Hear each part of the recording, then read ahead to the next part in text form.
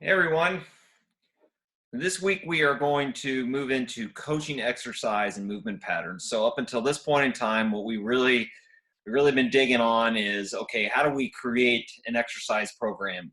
How do we choose the specific exercises that we want to do? And we've also talked about, okay, we do have specific exercises, but what if someone can't accomplish those, or we need an easier or harder exercise to challenge them more? We've talked a little bit about progressions and regressions and just the general setup of an exercise program. And we also talked about assessments, right? We talked about how to assess whether or not someone is ready for an exercise program or how ready they are. And now we've gotten through all of that and we know how to build an exercise program. One of the last steps in the process is actually implementing the exercise program with someone in person and coaching them on the exercises that you designed for them to make sure that they can complete those effectively. So let's go ahead and dig into this lecture and see how we can effectively coach someone for exercise.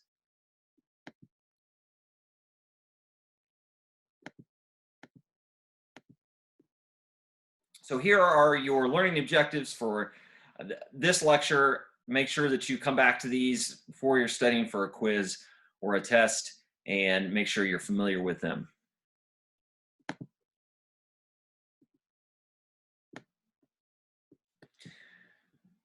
So from your reading before this lecture today, you came up with 4 steps on how to coach exercise programs when you're interacting with the client or the exerciser or a subject, whatever you want to call them.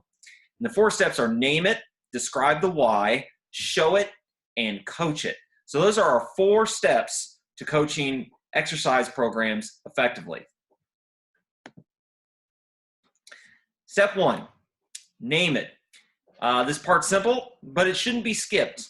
Okay, so one of the big things to remember about the exercise, the fitness industry, strength and conditioning, there are so many different names for exercises. Okay, so we see here we've got inverted rows. Okay, and I've talked to, I think it was one semester I had a student that called them Australian push-ups, and that's a legitimate name. It just means they're because it's a funny story actually. They called them Australian push-ups.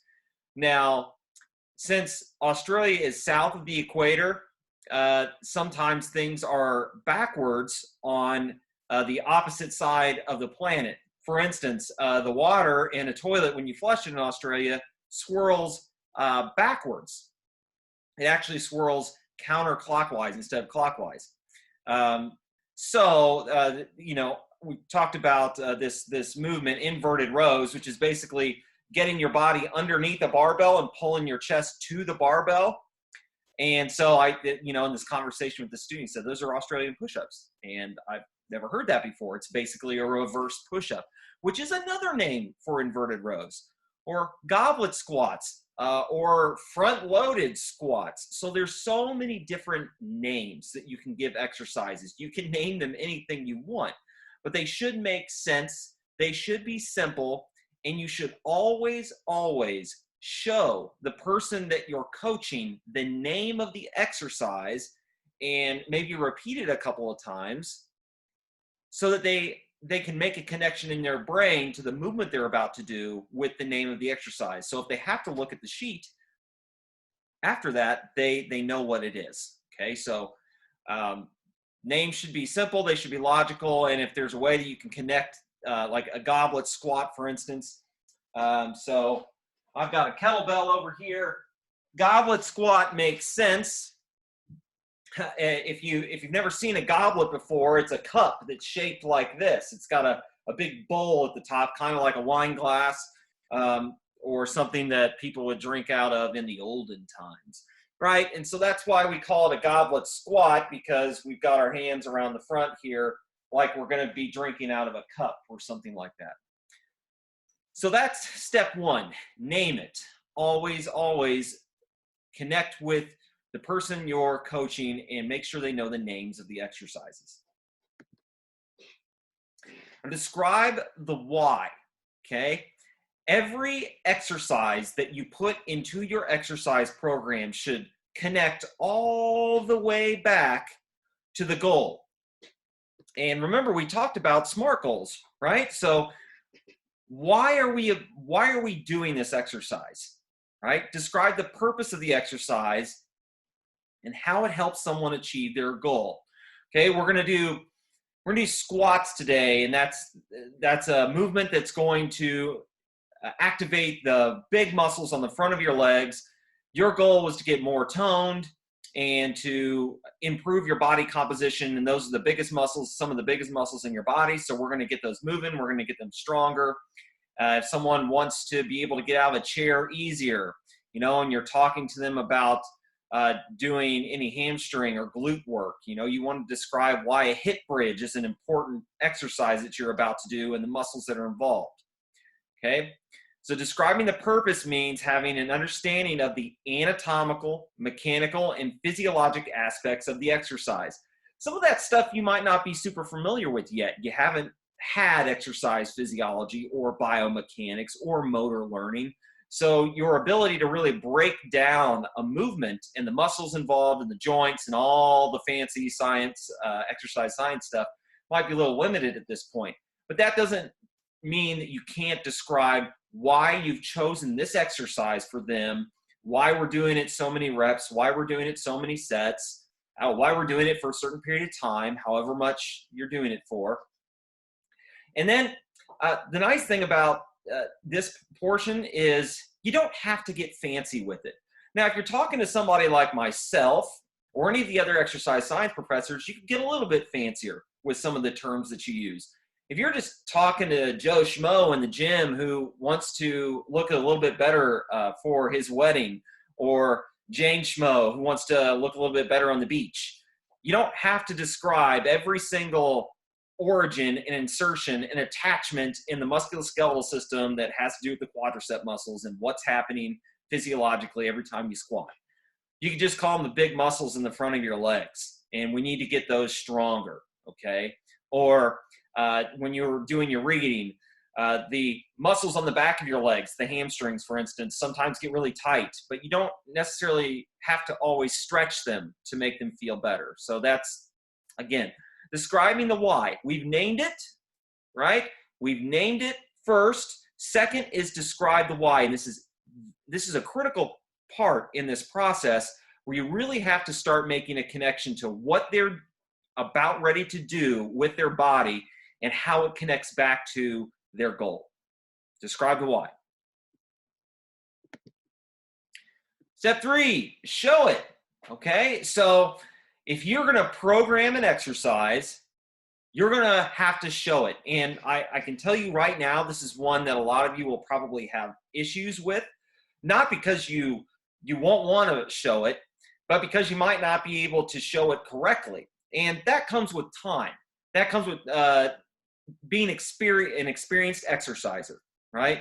That comes with being able to show it over and over and over again with different people and knowing that you're doing it correctly, okay? So you need to be able to check your personal technique and make sure it matches up with the exact way you want them to do it. You want to be the perfect image of what the movement should look like. Now, is that always possible? No. Well, one thing you shouldn't do is you shouldn't program a lot of exercises in your exercise program and show up to coach it and not be able to do those exercises, okay? Olympic movements are always a good example here. The clean and jerk and the snatch. Awesome movements.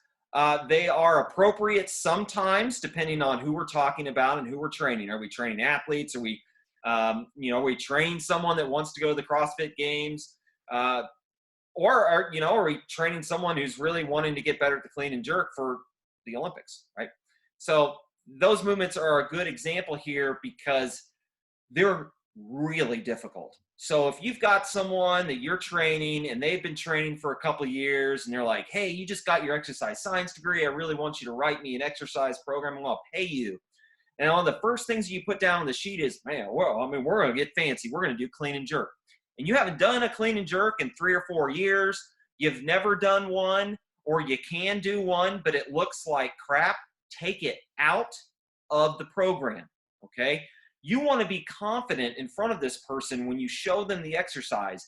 And for every exercise, there are a million other exercises that you could do. So if you're thinking, man, I really want to do Olympic movements, but I can't show those things, that's okay. Take it out.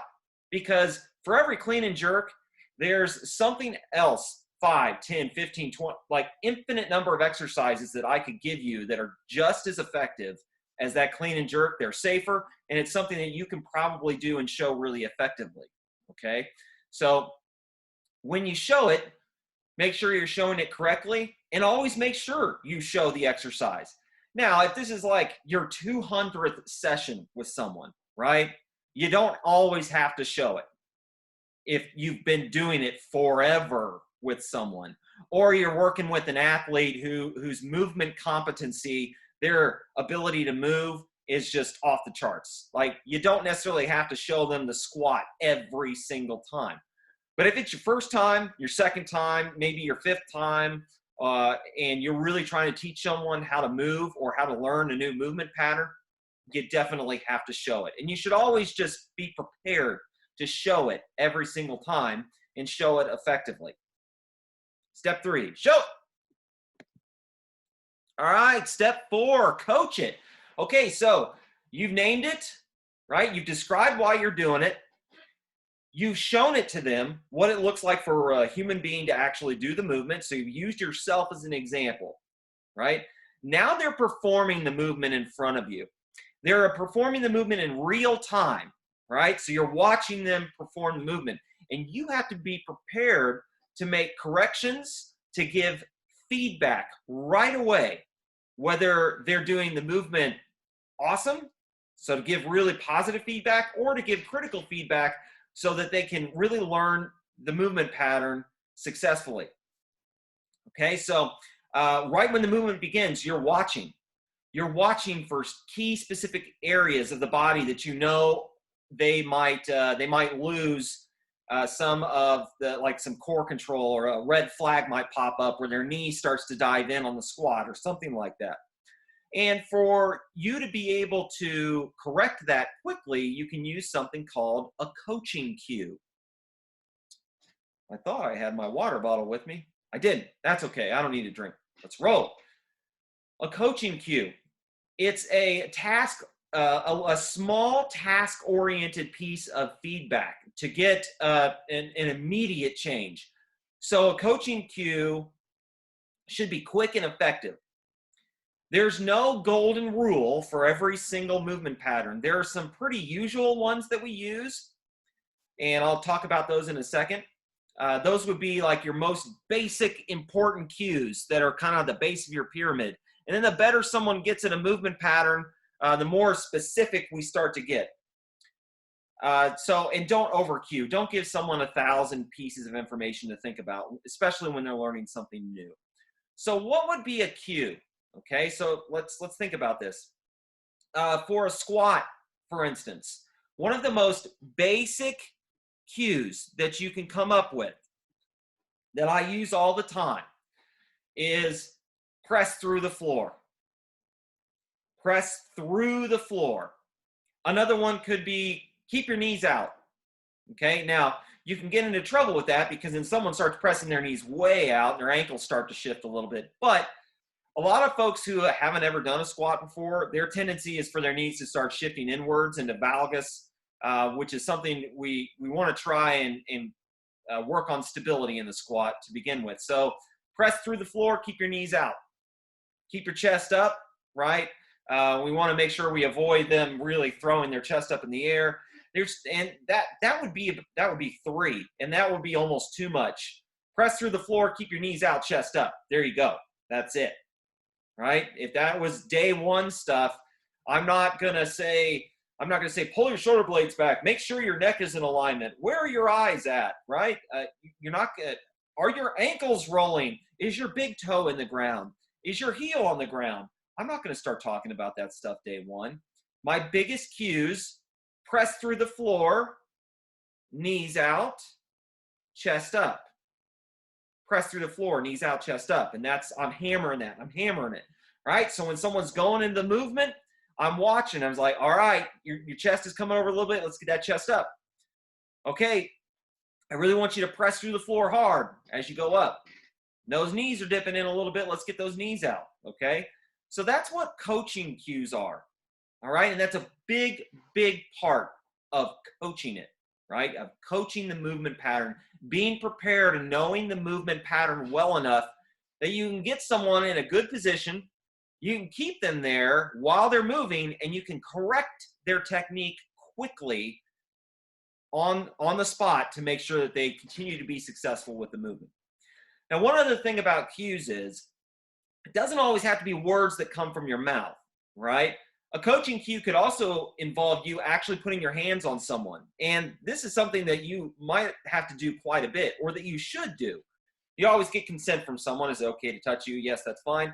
And sometimes it could just be putting your hands on someone and say, all right, do you feel this? Now I want you here, right? You move them into the position that you want, or you put your hands on specific joints and put it where you want it. And then you say, all right, I want you to keep it right there. Do you feel the difference? I use that quite a bit. I usually say, do you feel the difference? And more often than not, someone will say, yeah, man, that feels weird. And I'll say, good. If it feels weird, then it must be different than what you were doing before, and now you're in a good position, okay? And then you just try and get them to keep it there, all right? So coaching cues, they could come from your mouth. You should have some ready to go. They should be start off simple, and the better someone gets at an exercise, you can get really, really nitpicky with some movement pattern intricacies. Also, you could be prepared to have to put your hands on someone and move them into the position they need to be. Okay, so this is something that we've already covered, and actually I'll probably take this slide out of this lecture, but it is a good reminder about stuff we've already covered, and actually it's a good segue into our next slide. The common movement categories that we've covered: the lower body push, the hinge, the upper body push, the upper body pull, and all of these other more detailed categories that we've already discussed. Now, one thing that we might discuss just a little bit, but it's a good thing to come back to as far as movement patterns are concerned, is abdominal focused exercises, anti-extension versus anti-flexion exercises, right? So the plank is considered an anti-extension exercise. Remember, if this person's hips were to drop down to the floor, their spine would extend, right? They would extend, right? And so the plank is an anti-extension exercise, a really effective anti-extension exercise, right? Anti-flexion would be the opposite of that, right? If you're trying not to allow your spine to curve inward, right? So anti-rotation would be if, we're standing and somebody, if I had someone pushing on my hands and I'm trying not to rotate, right? So a lot of really effective core movements or abdominal focused movements would be anti-extension, anti-flexion, or anti-rotation. Okay, so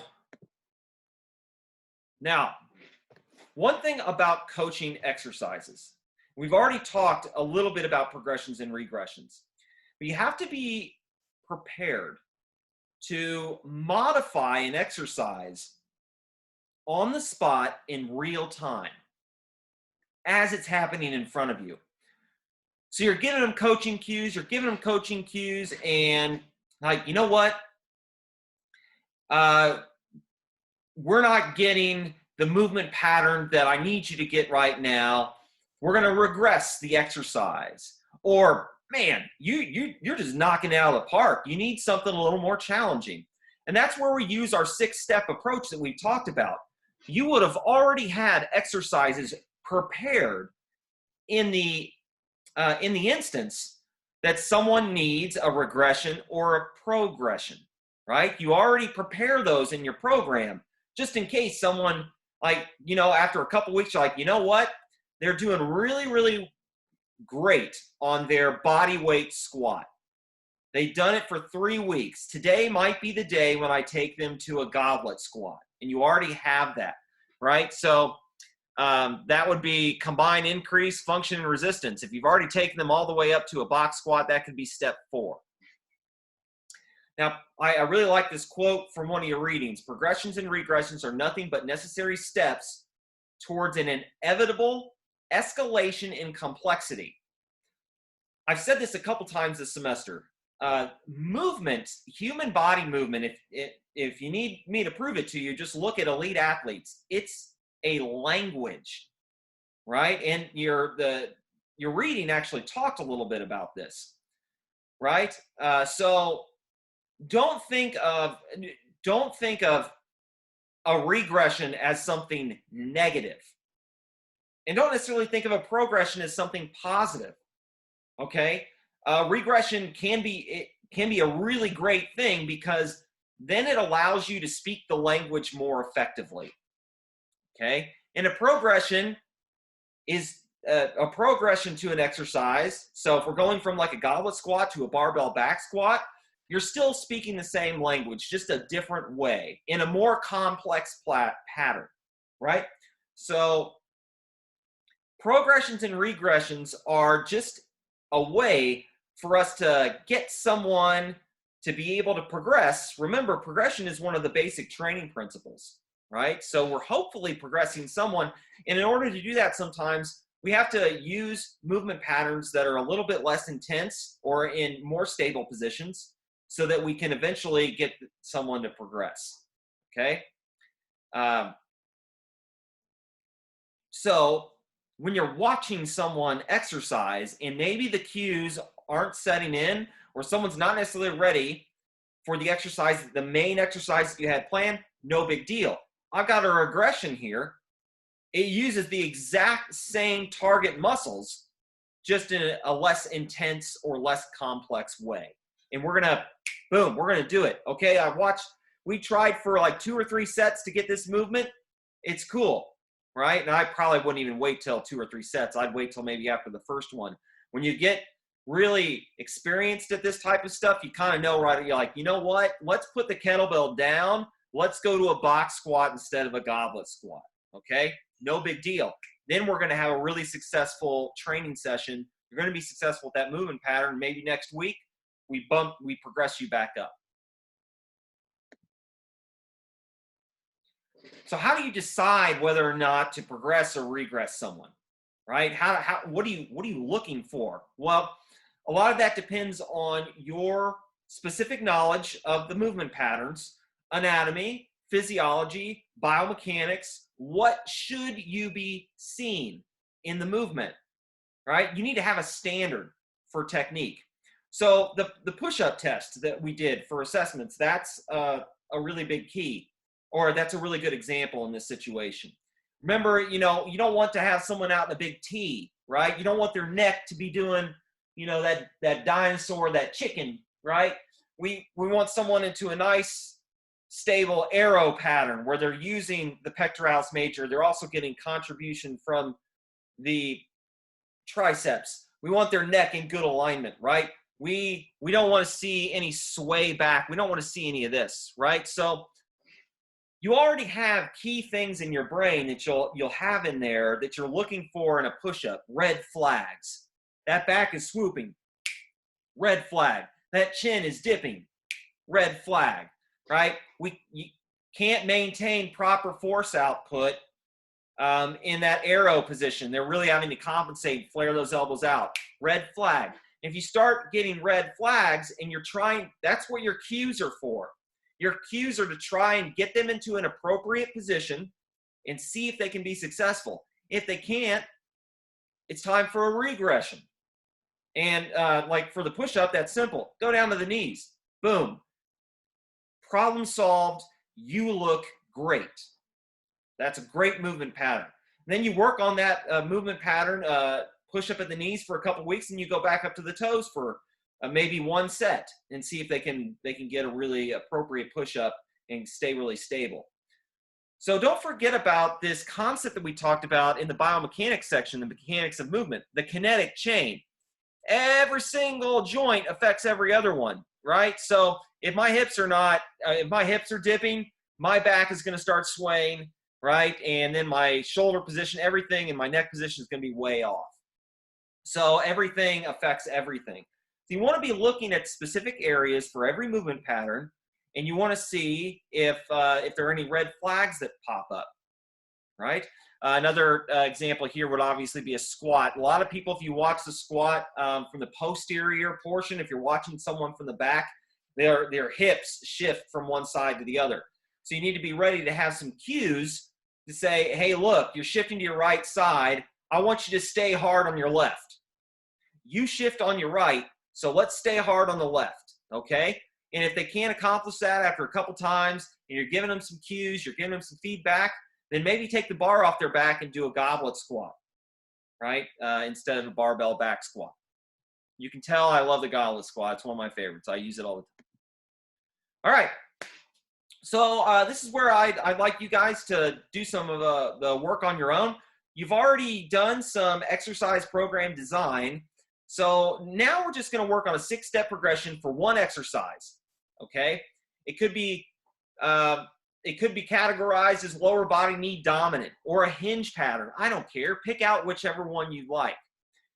Remember, throughout the 6 steps, the elements of exercise may change, right? The position. So you might be lower to the ground. Your feet might be in a different position, right? But the movement category and the target muscle groups don't change. So it doesn't matter what type of knee dominant movement you're doing. It's still a knee dominant movement where the quadriceps are the prime mover, okay? That doesn't mean that glutes and hamstrings aren't coming into it. They always do in a knee dominant movement because, well, the knee involves the hamstrings and the glutes a little bit higher up. So,